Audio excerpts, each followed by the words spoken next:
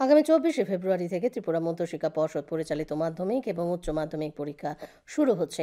24শে ফেব্রুয়ারি উচ্চ মাধ্যমিক এবং 25শে ফেব্রুয়ারি থেকে শুরু হবে মাধ্যমিক পরীক্ষা। মাধ্যমিক ও উচ্চ মাধ্যমিক পরীক্ষা সুষ্ঠুভাবে সম্পন্ন করতে যাবতীয় প্রস্তুতি নেওয়া হয়েছে বলে জানিয়েছেন পর্ষদ সচিব দুলাল দে। তিনি জানান, আজ থেকে শুরু হয়েছে দুদিনব্যাপী সুপারভাইজারদের নিয়ে বৈঠক।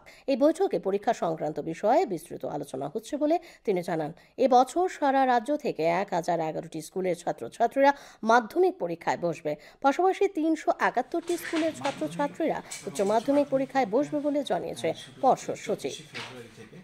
24শে ফেব্রুয়ারি হায়ার সেকেন্ডারি ইংরেজি পরীক্ষা দিয়ে শুরু হবে, আর 25শে ফেব্রুয়ারি মাধ্যমিকেরও ইংরেজি পরীক্ষা দিয়ে শুরু হবে।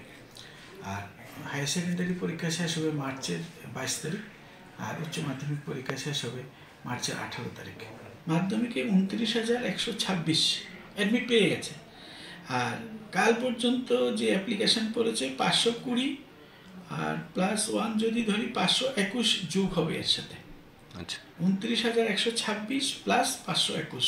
আর এইচএসএ হচ্ছে 20,960 অলরেডি অ্যাডমিট দেওয়া হয়ে গেছে।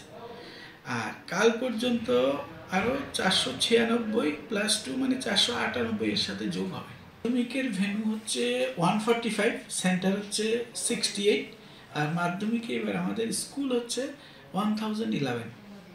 আর এইচএস এর ক্ষেত্রে স্কুল হচ্ছে 371, ভেন্যু হচ্ছে 95, সেন্টার হচ্ছে 60।